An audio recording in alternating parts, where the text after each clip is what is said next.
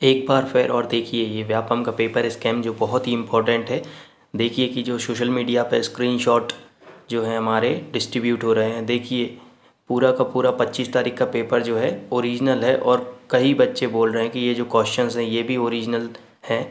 तो यही फिर हमेशा व्यापम में फिर यही बहुत बड़ा जो पेपर स्कैम है और ये कितने सालों से चल रहा है। जो बच्चे 5 से 6 साल से तैयारी कर रहे हैं उनके भविष्य का तो व्यापम नाश करके रख दिया है। हम चाहते हैं कि इस पे कानूनी कार्रवाई और कड़ी से कड़ी सज़ा मिले दोषियों को जिन्होंने ये पेपर लीक कराया है। और देखिए राजस्थान में क्या हो रहा है। ले चलते हैं आपको राजस्थान विधानसभा में। इस वक्त नेता प्रतिपक्ष गुलाब चंद कटारिया क्या कुछ कह रहे हैं। कोई चिंता की बात नहीं, जो डूबना है प्रदेश को तो डूबेगा। मतलब 10 वर्ष में चाहे मेरा सरकार रही हो चाहे आपकी रही हो, किसी में स्वयं शिक्षा मंत्री हूँ, अपराधी होऊंगा, कोई चिंता की बात नहीं। लेकिन आप कम से कम इन 10 सालों से इन जितनी कोचिंग संस्थाएं चल रही है, इनकी जितनी परीक्षाएं हुई है, उनके परीक्षा के रिजल्ट के साथ आप एक टीम लगा करके इनका पोस्टमार्टम करो, तब आपको समझ में आ जाएगा कि बीमारी कहाँ से चली है। ये बीमारी इन व्यवसायियों के थ्रू चली है। मैं और आप पेपर आउट करेंगे, पेपर लाऊंगा, 5 लाख दे दूंगा, 8 लाख दे दूंगा। मैं क्या 2 करोड़, 5 करोड़, 8 करोड़ दे सकता हूँ क्या भैया? ये सारे के सारे जो पैसे देने वाले बड़े बड़े दिग्गज लोग हैं, जो कोई 10 करोड़ में पेपर ले जाता है, कोई 3 करोड़ में ले जाता है, कोई 2 करोड़ में ले जाता है, फिर अपने कोचिंग संस्थान में रिजल्ट लाता है और उसके बाद बड़े बड़े पोस्टर बाहर लगाता है, मेरा 100% सिलेक्शन। ये है बीमारी की जड़। अगर मार करना चाहते हो तो यहाँ करो, तब तो जा कर के इसको कोई रोक सकोगे। बाकी से केवल मन को संतुष्ट करने का काम करो तो ये राजस्थान के उस गरीब बच्चे के साथ न्याय नहीं होगा, जो बड़ी मुश्किल से पढ़ता है, अपने घर में बूढ़े माँ बाप को भूखे मार के पढ़ता है और उसके बाद परीक्षा के लिए जाता है, रोता हुआ घर लौटता है।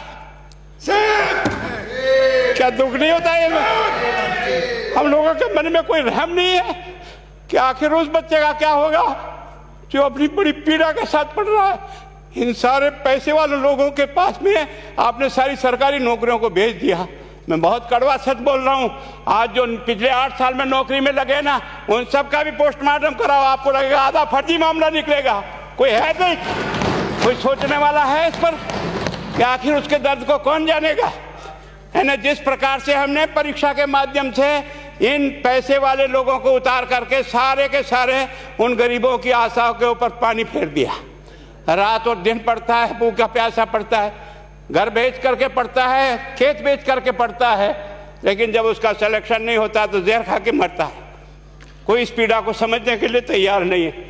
और हम इस कानून को ला करके दुनिया को बताना चाह रहे हैं कि हमने इतना बड़ा कानून कर दिया, इस कानून से कुछ भी नहीं होगा। मैं आज आपको कह रहा हूँ, ये जो आपने नए प्रावधान जोड़े हैं, मैं सोचता हूँ कि मुझे कुछ बोलने की इच्छा नहीं, मुझे बहुत दुख है इस बात का। क्या होगा ये?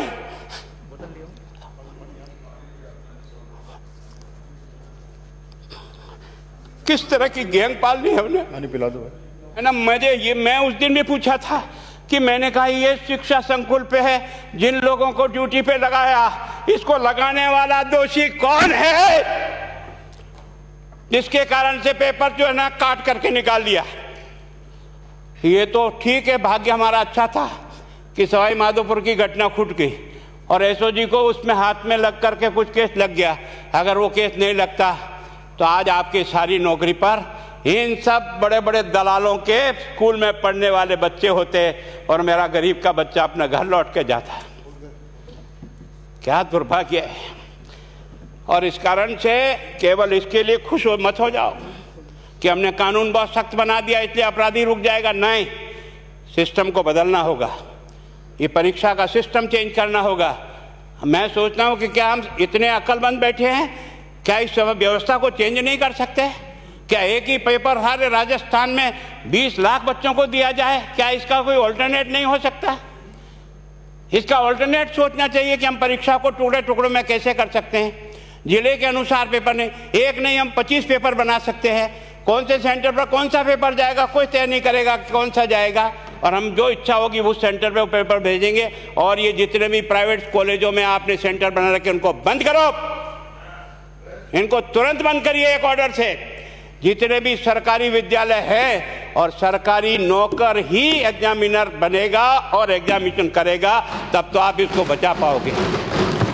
बाकी आप और मैं कितने भी कानून बदल कर दें, आपका वो जांच करेगा, आपका वो अधिकारी आएगा।